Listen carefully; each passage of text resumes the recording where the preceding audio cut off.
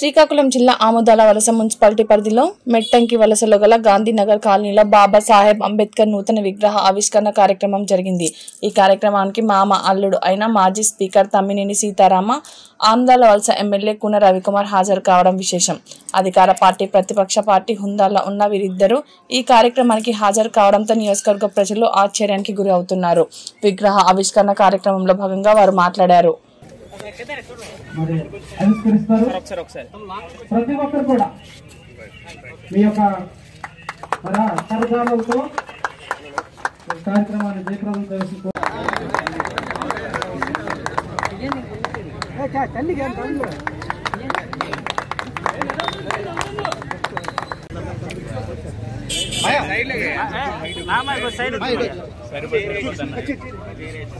जोहार डॉक्टर बाबा साहब अम्बेडकर,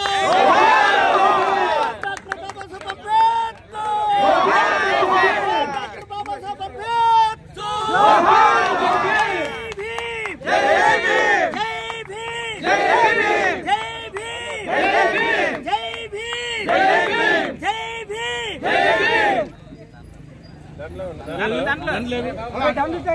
అందరికీ ఈరోజు ఇక్కడ ఎంత మందిని కలిపిందనంటే ఒకే ఒకటి, అదే అంబేద్కర్ గారి రాజ్యాంగం.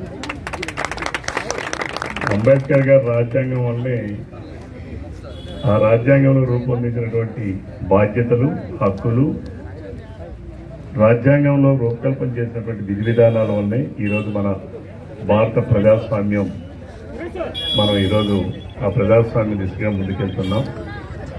ప్రజాస్వామ్యం అంటే దాని అర్థం స్వేచ్ఛ ఒక్కటే కాదు, బాధ్యతలు ఉన్నాయి, అలానే హక్కులు కూడా ఉన్నాయి.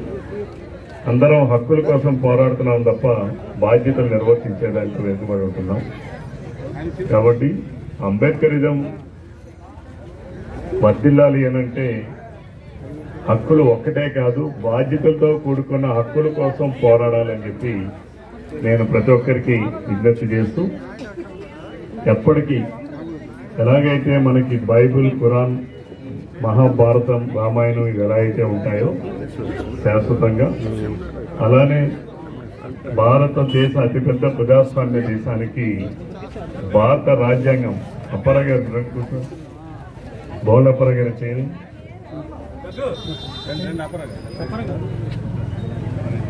పెద్దలు మోహన్లప్పారావు గారు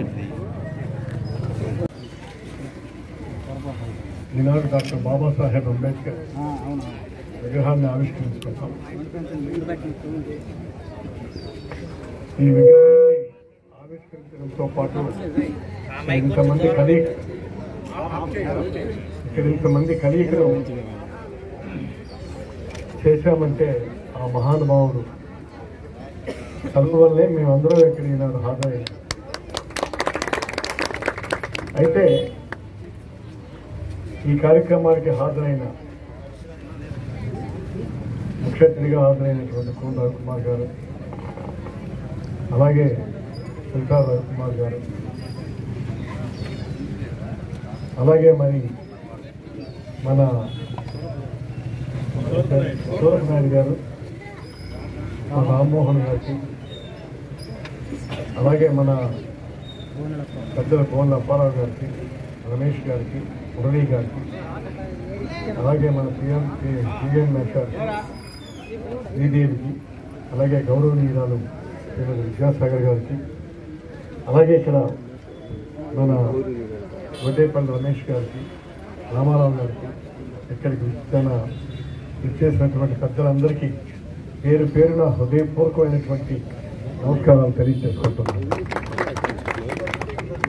ఆ మహానుభావుల్ని వర్ణించాలంటే ఈ రోజు కాదు, ఎన్నిసార్లైనా సరే మనం ఎన్ని రోజులైనా మాట్లాడడానికి. కాకపోతే ఆయన రచించినటువంటి రాజ్యాంగాన్ని పూర్తిగా తీసుకొని మనందరం కూడా ముందుకు నడవాల్సినటువంటి అవసరం. ఇవాళ ఆయనకు ఉన్నటువంటి డిగ్రీలు ఎన్నున్నాయో తెలియదు మరి. Such a great personality, Born in India. So ఇండియాలో పుట్టినందుకు అంబేద్కరిజం అన్నటువంటిది ఈనాడు కొత్తగా ఇది రూపుదిద్దుకుంటుంది. అంబేద్కరిజానికి దానికి హద్దులు కానీ పరిమితులు కానీ ఉండవు. ఆయన చేస్తున్నటువంటి ప్రతి కార్యక్రమం కూడా ఆ రోజుల్లో చాలా మందికి వ్యతిరేకం. కానీ రాను వస్తున్న